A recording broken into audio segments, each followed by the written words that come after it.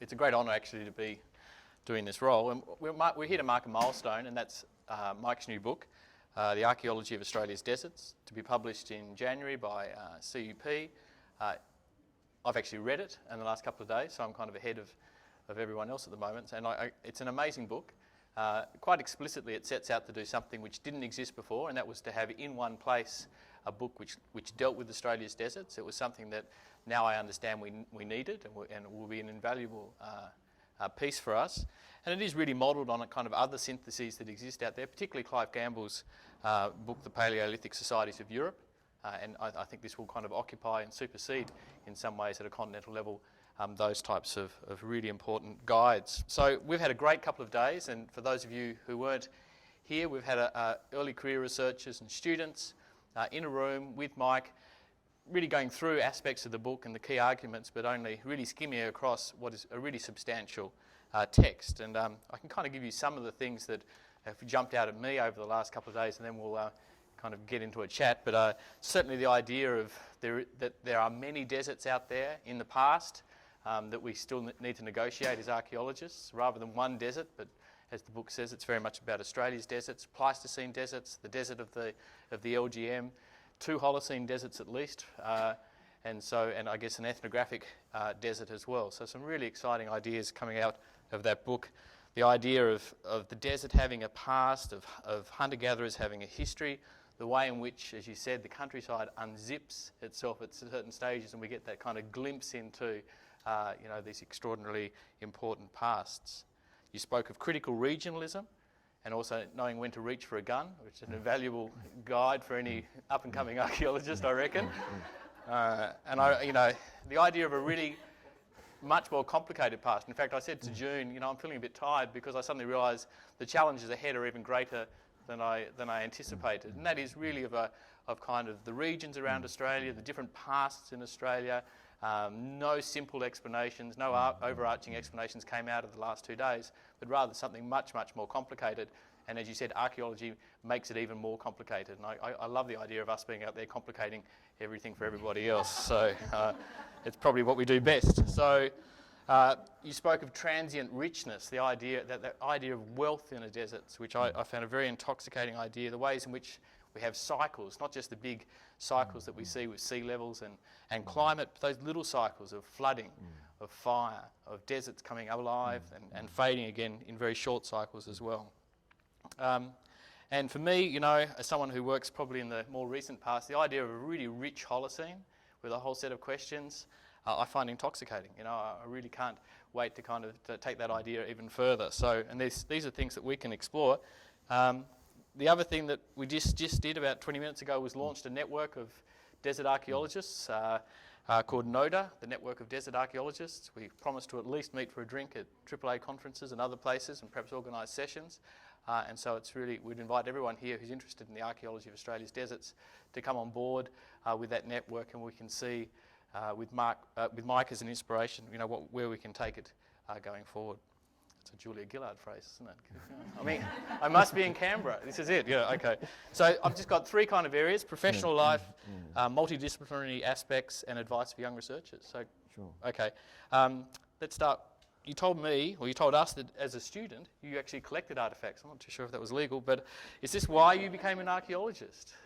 No, I'm not quite sure why I got interested in archaeology. I think a lot of people are interested in archaeology as kids. Certainly, I sort of made a decision as a kid that I really wanted to be an archaeologist. But I think the decisive factor was I wrote to the South Australian Museum, to the education officer, Doug Seaton, who I knew because I used to write to him for advice on how to look after my lizards. I had lots of lizards as pets. And, my bearded dragon's gone off his food, what do I do? And Doug would write back. And so, and Doug Seaton was the guy whose the Seaton site was on his property on Kangaroo Island, but when I was writing to him, he wasn't involved in archaeology. But I wrote to him and said, I'm interested in archaeology, are there any societies I can join? And he said, no, but there's the Anthrop Society of South Australia, and they're doing a dig on the Lower Murray. So I went along to the Anthropological Society of South Australia's meetings. So here I was about, I suppose, 15, you know, there's all these old codgers and cups of tea and, you know, all that sort of stuff in the Armoury building behind the South Australian Museum. And Graham Pretty, the curator of archaeology, was giving a talk on the Runker excavations. Really fascinating piece of work. And I went up to him after after his talk and said, look, can I come along? I know you're calling for volunteers. I won't be much use, but I'll do anything. You know, I'll make the tea, carry the buckets. And he said, no, come along. We'll have you as a site supervisor in next to no time. And so every second weekend, a whole bunch of volunteers, maybe 25 people, would drive out to Runker, you know, out through Truro, past the Truro murders and all that sort of stuff, to the Blanchetown area of the Murray River. And Runker, the site, was a big old dune, sand dune next to the river, and the local farmer had graded the top off to establish a lucerne paddock, and it started eroding, and all these burials were being exposed. And Graham Pretty was doing quite a remarkable excavation. He had a trench about 30 metres long and 20 metres wide, and sort of taking it off maybe a few centimetres at a time and plotting all the features. And I joined this dig, and you know, I was a site supervisor in next to no time. We had our own little 10 metre by 5 metre plot, and we'd get our levels from the surveyor and we'd dig down to them, and then we'd plot all the stains in the sand, and some of those stains eventually became burials, you know, the burial pits. It was a fascinating exercise, and that really cemented my interest in archaeology. And Graham was a very fine archaeologist in his own way, Sydney trained, but he was a tense prevaricator, so he could never really write anything. It would take him an hour to write the first sentence, and he would stumble over it. And so he hasn't really had the due that he's deserves, I think. And then on Wednesday evenings, there was a lab session in Adelaide where you would work through the finds, label them, try and transcribe Graham's notebooks, because he was a left-hander like me, but his writing was terrible, and he had to learn to decipher it. And so maybe not quite every Wednesday night I'd go catch a bus into town, go and help do this sort of work. And it was really fascinating, and a very interesting bunch of people. And of course, some of those people were doing their own trips into the bush, and I'd go along. And we did trips west of Lake Torrens, the Andamuka area, and I basically became a stone tool collector.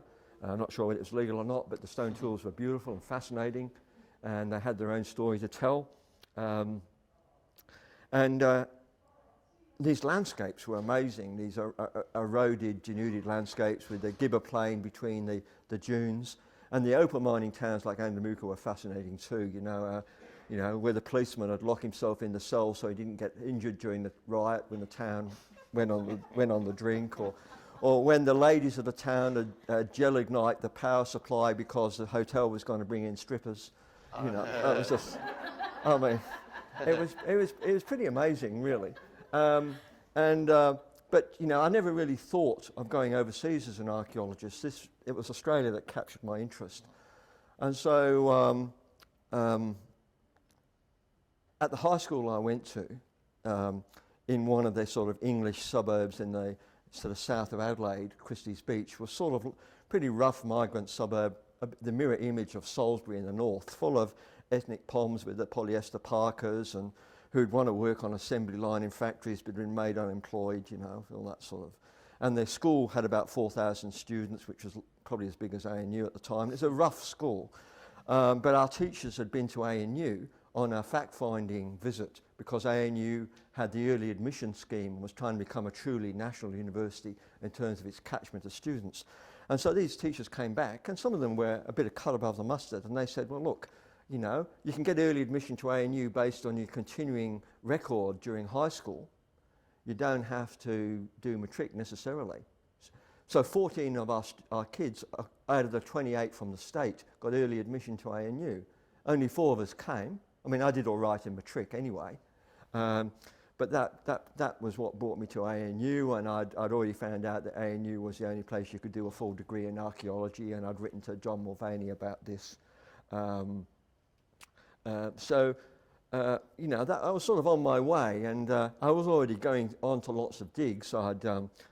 In my school holidays, I worked for the South Australian Museum as a volunteer, reassembling human skeletons. The police you know, on the old red sand dunes on the Adelaide Plains, whenever the police encountered a body that they decided was a prehistoric Aboriginal burial, they would just bundle it into a gunny sack and it would be delivered to the museum. And my job was to find out how many people were in the bag. You know, so you'd count the kneecaps, the patellas, and the hyoid bones. And I had 14 people in one particular bag. So I learnt my trade sort of doing that as well. But I also met Alexander Gallus, Sandor Gallus. So I joined him on the digs at Canalda Cave for a couple of seasons. And I heard about the dig at Wari Bog with Roger Lubers.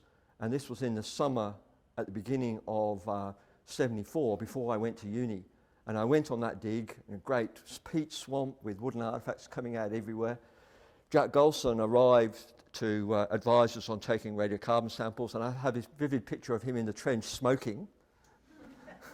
But the highlight for me was the camp at Millicent, and Rhys Jones came along. And Rhys had this great charisma, and he had this great romantic view of archaeology. And, you know, I was mesmerised by hearing Rhys talk, but I was also immensely grateful because he would spend time talking to a kid about archaeology at the same level of intensity and enthusiasm that he would talk to his colleagues. And I suppose that was the second event that cemented my commitment to Australian archaeology. So I was quite a seasoned fieldworker by the time I came to ANU. And when I came to the department at ANU, I assumed it had always been there. You know, I was an undergraduate, you know, but it was really only its second year of teaching. So, you know, it was quite a new department. It was expansive. Isabel was there, Peter Bellwood was there, Wilfred Shawcross was there. You know, and it was an exciting time. Australian archaeology was expanding. You know, I came to study under John Mulvaney, and but John was making a transition from being an active field worker to being a public intellectual. I think teaching was very hard to fit in, and his first year lectures almost put me off, really, to be perfectly honest. And what saved me, what kept me in archaeology was second year courses with Wilfred Shawcross. Wilfred was teaching us economic prehistory. And I suddenly realised you could take a calculator and you could look at a table of data in someone else's report, and you could get your own information out of the, you know, about prehistory. You could analyse the stuff. You didn't just have to take what was offered to you. And that was a revelation, you know. And I've never, you know, I mean, that quantitative aspect of prehistory has never left me. I was very grateful for that. And the final thing that really sort of kept me in a spin, you know, about archaeology was these notices were put up on the departmental notice board about these seminars in the research school. And so I just went along, you know, to these seminars by the Department of Prehistory. And ANU had this, you know, research school, which was sort of high-end archaeology, and we had the teaching school where you had good researchers, but people had lots of teaching responsibilities. So I'd go across to the research school, and I didn't realise it was a bit anomalous. And there I was as an undergraduate sitting in there, and you had all the really cutting-edge results coming out of the latest work. I mean, obviously you had Roger Lubers talking about the Wari dig, but you had Jack Golson talking about the work at Cook. This was almost the Elizabethan age of Australian archaeology, when it was expanding rapidly, you know, lots of adventure, lots of new results, and there it was just all pouring out in these seminars. I mean, you know, who wouldn't be excited? You also worked at Mungo and obviously did your PhD. You know, I guess, can you talk a little bit about the process of the PhD with Rhys and everything, and how that went for you? I mean, I was an undergraduate at ANU, and I dug up Mungo in 75. I mean, basically I lived for digs, and I didn't have much money when I was at uni as an undergraduate, and I came under the Tertiary Education Allowance Scheme, which paid you something a little less than dole. So, you know, I couldn't afford very much. I couldn't afford books for a while. And I used to go on digs, A, because I loved them, but B, because it was a way to see the country, and C, they'd feed you and accommodate you, and it saved you money, you know. So every vacation I went on a dig. I worked at Mungo, you know, in 75, and in May 74 I joined Andre Rosenfeld digging at Early Man in Queensland in August 74. I joined John Beaton digging at Cathedral Cave. I joined Sandra Bowdler digging at Hunter Island in the Tasmanian, in the Bass Strait. I just went on dig after dig, and it was a wonderful time when you could do that. And I saw archaeology as an apprenticeship. I mean, when I started digging at Runka, as a teenager, in my mind I felt I was a bit of a klutz. And I felt that basically if I worked really hard at Runka and learnt the trade, learnt the technique, by the time I got to uni I might be on par with the people I would be rubbing shoulders with. But I was a bit better actually by the time I got there. But I still saw archaeology as an apprenticeship. I wanted to learn my trade, so I really knocked around with the field workers as much as I could on the digs. So that was my undergraduate training. I did an honours degree at ANU, and then I did a master's degree, basically a master's degree because I didn't feel that I was ready technically to do a PhD. I did a master's degree by doing an open area probabilistic survey, site survey of an area in the O'Leary Ranges. I'd worked as a rouseabout one summer on Panoramity Station because I wanted to see how the station people saw archaeologists, because they were the salt of the earth, and here we were pointy-eared academics. How did they really see us? So I went and became a rouseabout, and Digger Wade taught me to drive, and the two guys on the station, Digger and Michael Wade, were veterans of the Kokoda Trail, and when there were illegal shooters on the property at night, Digger would go out with a pair of shorts and a handlebar moustache and nothing else and take all their guns off them. And then there was this lady from Manor Hill who'd come and cut his hair, and she used to rub very close to him, and I'm sure there was something going on there. But anyway, and then because I had an English accent, I call it a speech impediment. I've been in Australia since I was 6 years old, I was forced, we were listening to a test match, and I was forced to barrack for the British, who were losing, right? So we're shearing sheep, all that sort of stuff, and mustering sheep and sort of drenching them and that sort of stuff. I was forced to barrack for the Brits who were losing. And then, because the station people were bragging to the Manor Hill townspeople that they had Mike Smith on their station, who was the captain of the English cricket team at the time, I was going to be forced to front the station cricket team when we played Manor Hill at Christmas. But fortunately, I had to go home for Christmas. So, I got off. But anyway, just to continue. So I did this probabilistic survey of a nearby property called Plumbago, and it really taught me, I really wanted to get out, away from lab work, get out to the open air, walk over country, look at a landscape. And I plotted all these sites and worked out which areas to sample. But, it was really the wrong way to do a project. Phil Hughes commented in Phil's way at one stage later on, he said, "Your master's thesis was really about nothing, wasn't it?" And he was right. I chose the research topic for all the wrong reasons. I chose it because I wanted to get out in the open air. The Sites Authority in Adelaide was prepared to give me a vehicle and fuel. And so it's sort of like picking the next valley over. I didn't pick it for any problems or any real research questions. And that really taught me that when I was doing my PhD, it had to really matter. I've always been struck by Mary Shelley's quote at the beginning of her book, Frankenstein.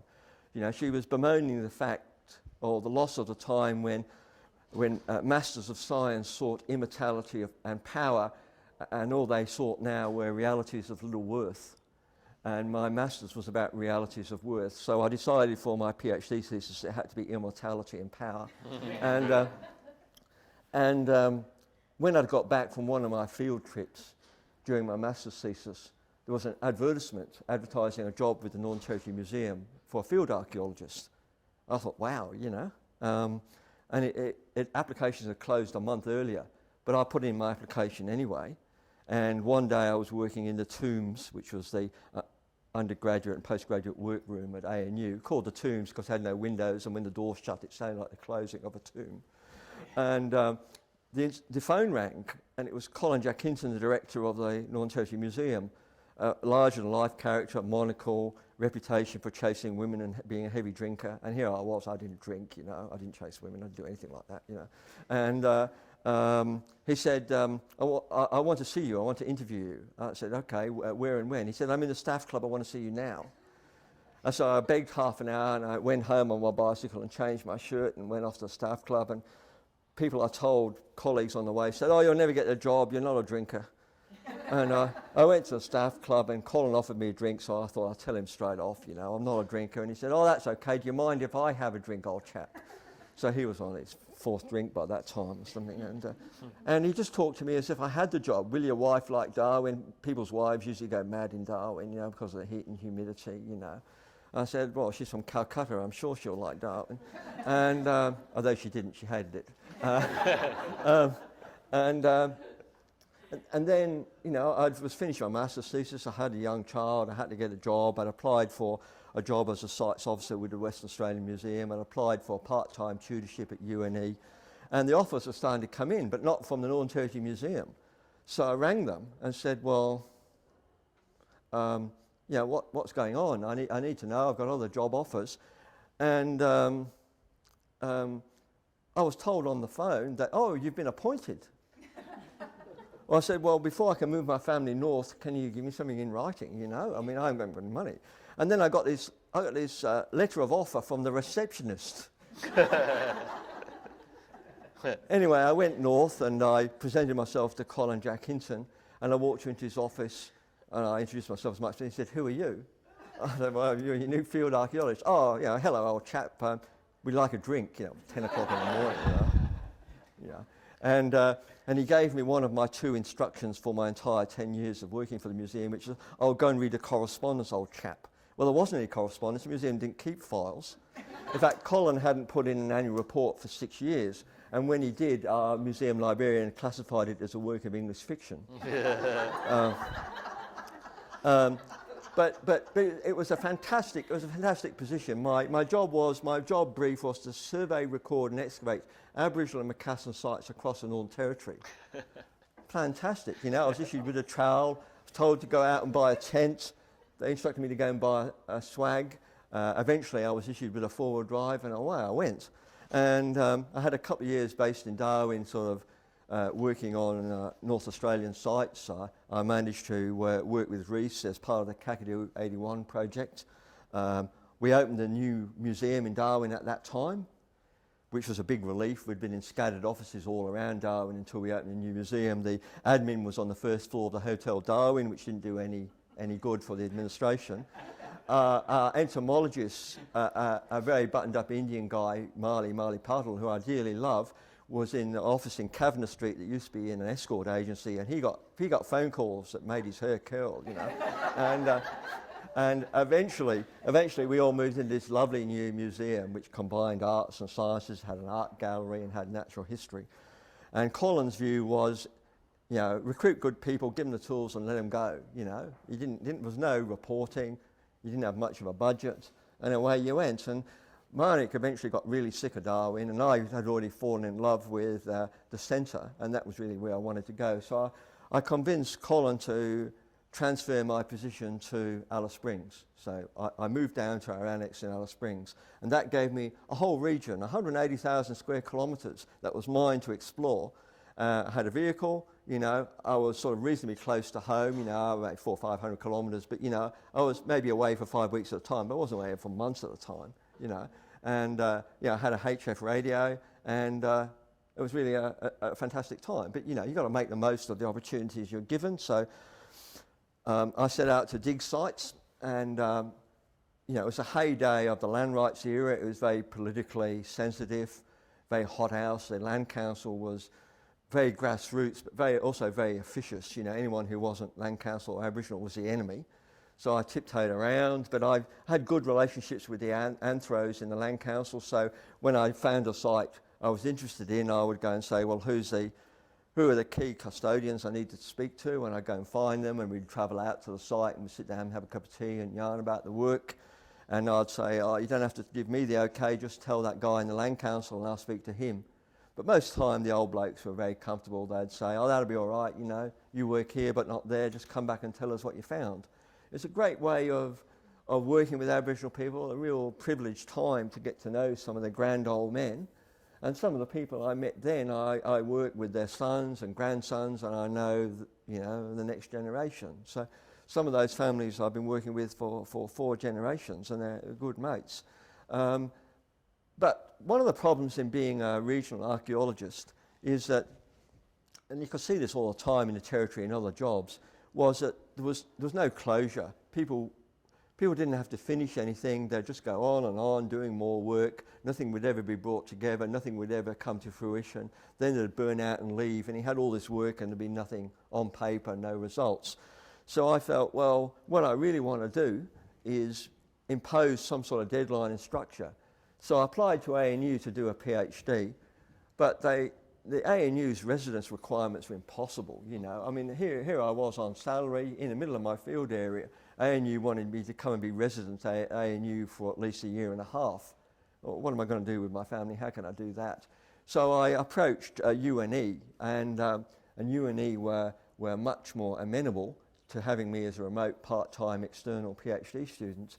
So I was on paper at UNE. Mike Morwood was my supervisor. I got him out to field once, but he was great, you know, because I knew him at ANU.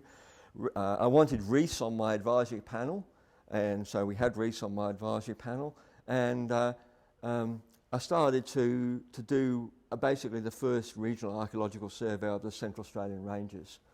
And I brought that together in 1988. I remember having one session with Reese where he said, look, it's not your life's work, it's just a PhD, you've dug enough, don't dig any more sites. And then I went back and I dug one more site, which was Puritjarra. But mining was starting to burn out in Alice Springs. You know, and there's no one in the town who spoke our language. And, you know, I loved the heat, but Marnik didn't. And, you know, the town was a bit small after a while.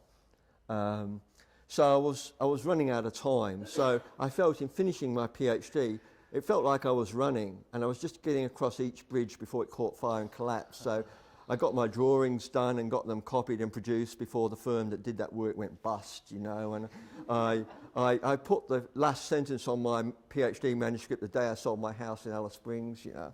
I just got across the line and came down to ANU ostensibly on study leave from the Northern Territory Museum. And I was down with ANU for 6 or 7 or 8 months, something like that. And ANU had a research fellowship coming up that I'd applied for, but I didn't know whether I'd get it, and I hadn't heard. And I got to the end of this study leave period, but we'd bought a house in Canberra. Mine wasn't going to leave Canberra, so I had to go back to the Territory Museum for 3 months before I could formally resign. And that's what I did. And during that period, during that interregnum, I was offered a job at the Australian Museum as a research archaeologist. I was offered a job at ANU in the research school as a research archaeologist there, and I took the ANU job. I mean, who could pass up the opportunity to work with someone like Reese and Jack and rub shoulders with Alan and Alan Thorne, and anyway, the Sydney job was in the basement with no windows, and I was a guy from Alice Springs, you know. So yeah, that's my PhD.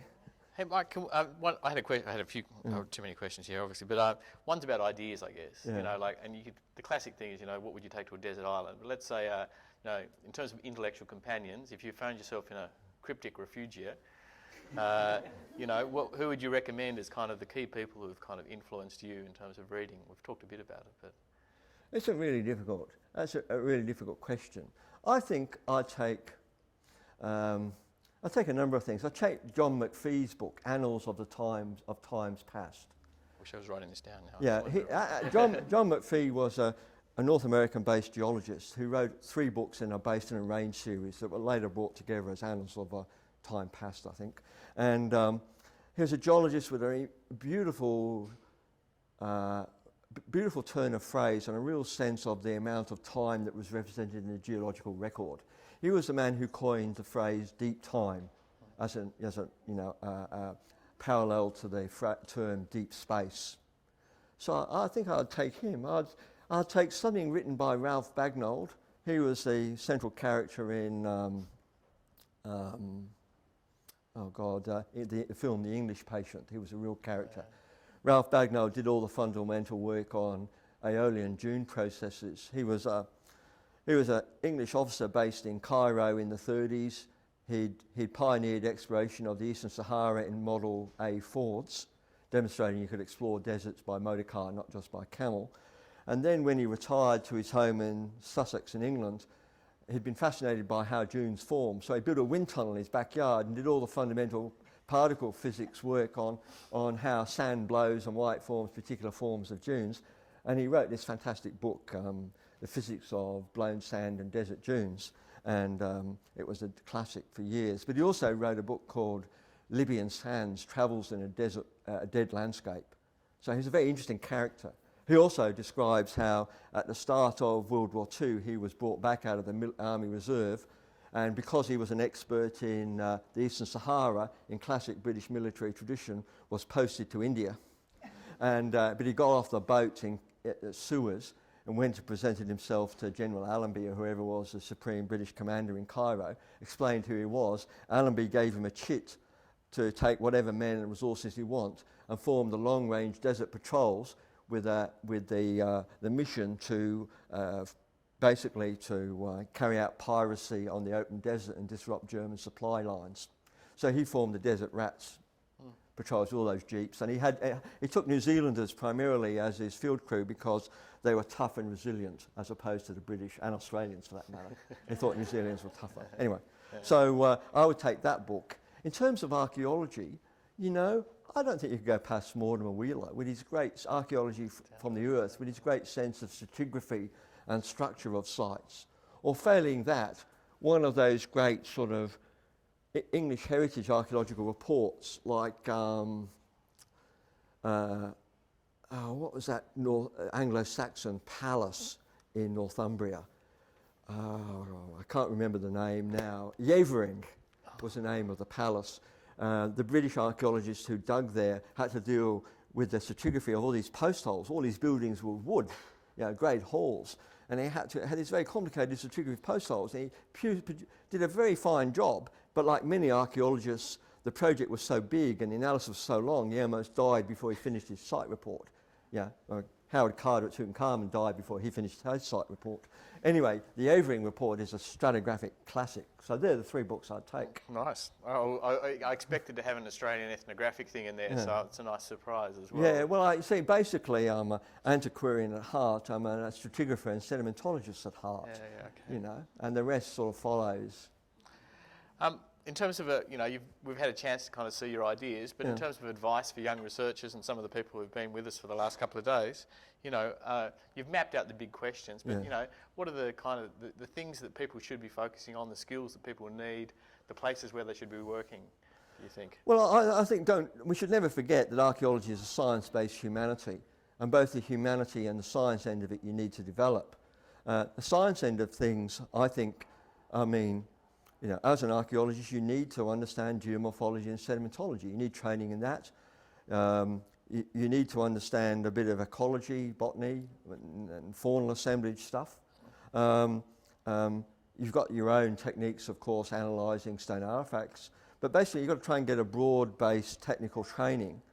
I mean, you're lost if you don't understand site formation processes. I mean, because that's the recording medium for your archaeological record. So you've got to have an eye to making yourself a competent professional archaeologist. You know, it doesn't hurt to learn statistics. You know, so, I mean, I did statistics and geomorphology at ANU, as well as doing anthropology, social anthropology, and archaeology, and physical geography, and all those sort of things. Physical geography was a very good training in its day, because it basically trained you in how to work with aerial photographs and record land terrain units, and it gave you an introduction to geomorphic processes. John Chappell was teaching geomorphology at ANU in those days, you know, one of the greats of geomorphology. So I developed the science end, but the humanities end is also important. I mean, you really do need to get a thorough grounding, cultural grounding in the society you're studying. You know, whether you were studying Tsarist Russia or you're studying Aranda society, you need to really not take the society for granted, you know. Read the ethnographies, try and think how the ethnography relates to the archaeological record or the landscape. Try and understand the society in its own terms. If you've got an ear for language, try and learn a bit of the language. I mean, I think the Americans are right when they treat archaeology as part of anthropology. Yes, it is. It's also history, but you know, I don't see how you can develop a research agenda unless you actually understand the cultural anthropology. I wouldn't say necessarily tightly social anthropology. Social anthropology, when I did it, had already become fairly rarefied. You know, kinship and marriage, and it was moving away from good regional studies, sort of stuff that Nick Paterson would do on Aboriginal societies. I really miss the opportunity to be able to teach the deeper history of a region, shoulder to shoulder with an anthropologist, a cultural anthropologist, and a linguist. You know, and get those multiple perspectives, and maybe a quaternarist. You know. Well, I think that some of the challenges you raised about linguistics alone in the last couple of days, and that shift towards you know, languages in the Holocene is, you know, suggests that's a really important thing. I think it's very important. I think to be able to have good conversations with cognate disciplines. Very important that you be able to talk about the structure of these societies with your mates in anthropology. Very important to be able to rub shoulders with the geomorphologists. One of the real highlights of working at ANU was the ability to travel quite widely with teams that included geomorphologists like John McGee and John Chappell, you know, and to see how they approached the analysis of landforms, to hear them talk about the quaternary history of lake basins. I mean, even the stuff about all these marine isotope stages, stage 5, stage 3, stage 2, you know, when I was an undergraduate, it was still sort of risk worm, whatever, in terms of Mindel, in terms of the glaciations. I went away, when I came back, it was all these stages. Well, what the hell were these stages? But there's a much finer grained record of climatic oscillations that come out of the ice cores. Well, you know, you listen to what the geomorph people are saying, and you go and read about it, and you basically, you've got to be able to pass muster in terms of the way they approach the record too, you know. You've got to have those conversations. It's become really important, given that so many of the dating techniques we use now are based in the earth sciences.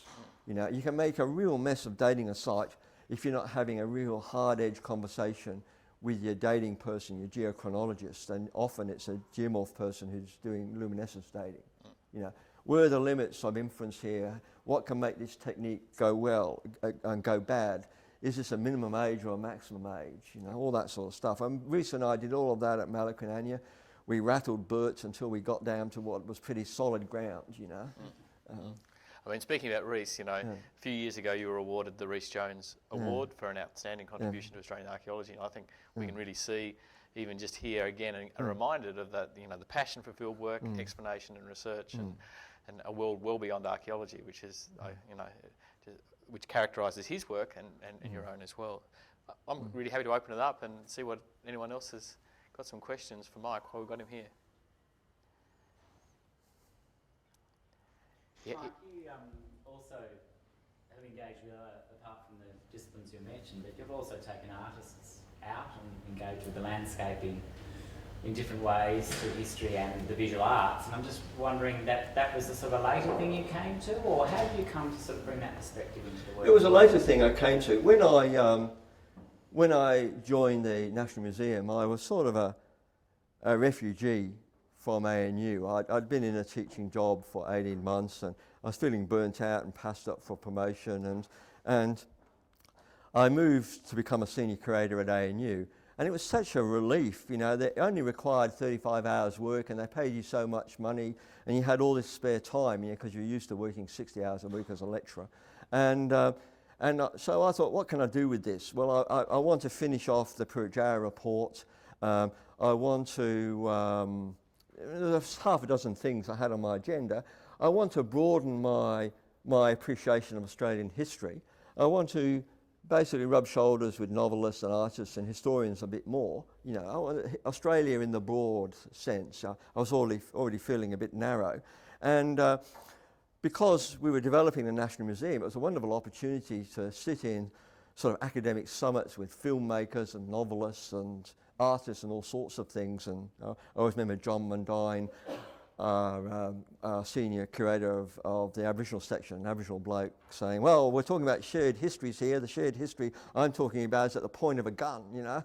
And anyway, so that sort of built on perhaps some sort of temperament or some streak in me where I was interested in communicating archaeology to a broader audience, but I was also very interested in broadening my own understanding, and it led to a bit more collaboration with historians, environmental historians like Tom Griffiths and Libby Robin, you know, they were my greatest discoveries, you know.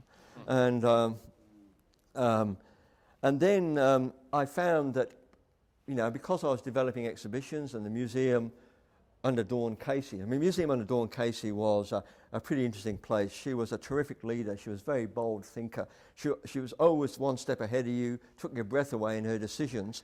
And I remember getting a phone call from her one day when she was in Buenos Aires. And she said, Mike, I'm here, I'm going to Sao Paulo, or I've been to Sao Paulo. I've seen the Brazil 500 exhibition. Get on a plane and come and see if it's something we want to bring to Australia. You know, you know. And so I was sent over to Sao Paulo, and I begged to stop over in Santiago so I could go into the Atacama Desert. And I had colleagues, and I met colleagues, and I did this trip through the Atacama Desert, and then I went on to Sao Paulo, in Brazil, actually, and the Brazilians were hopeless. You know, you couldn't get any sense out of them. Their exhibitions were brilliant, but you didn't know who to talk to. They couldn't make any decisions. So when I got back to Canberra and I went in to see Dawn, I said, well, these exhibitions are worth bringing from the Brazil 500, but you know, the Brazilians are hopeless, but I've got some other ideas for an international desert exhibition. We could draw the stuff in from Chile, we could compare it to Australia, we compare it to Southern African material. And she said, sounds good to me, you're authorised to go ahead. Well, you know, so I recruited a team of interested people, and away I went, and then we had to travel again through Chile to get the archaeology right, identify museum specimens, had to travel through Southern Africa. I cadged a trip through the northern Kalahari and through the Okavango Delta in a little canoe, ostensibly to collect information. And you know, I knew some of the Southern African archaeologists because in '95 I'd been asked to review the Spatial Archaeology Research Unit at Cape Town. So, you know, I was already having a few links over there. And so we put together this exhibition, you know, which our marketing people called Extremes, Survival in the Great Deserts of the Southern Hemisphere, which, you know, as marketing people do. And they showed a picture, and they used a picture of a Herero woman as the iconic image of the exhibition. You know, well, the Herero had been involved in a war of extermination with the German colonial authorities, and they were now involved in reparation, you know, with the, you know, whatever it is, the World Court or something. And here we were with Extremes and a Herero woman, you know. I thought, this isn't right. But anyway, no one noticed. You know, I don't know if you know, 1904, General von Trotha issued the first official genocide, you know, order. You know, he said, no Herero man, woman, or child will be left alive within the boundaries of the German colony. And you know, and these guys and the Schutztruppen colonial troops wore brown shirts, and the leftover brown shirts were used by the stormtroopers, early Nazis, whatever. So, you know, there was all that sort of history, and the poor old Herero got flattened, and, you know, come 2003, 2004, they were busy trying to get reparations and an apology, and here we were, sort of, you know, Extremes. Anyway, the Extremes exhibition was a great success, and I had all sorts of approaches by people who shared an interest in desert landscapes, and I had a 4-wheel drive mob ring up, the technical editor of Australia 4x4 magazine, and said, look, you know, we're interested in doing desert trips. We can get you a loan 4-wheel drive. You can go anywhere you want. We just want an interesting trip, and we can talk about tyres and cars, you know. And so I said, well, I want to go to Geosurveys Hill, which is right in the middle of the Simpson Desert, because Tyndale went there in '68 and reported, you know, Tartangan stone artefacts, which I thought might have been Pleistocene or early Holocene.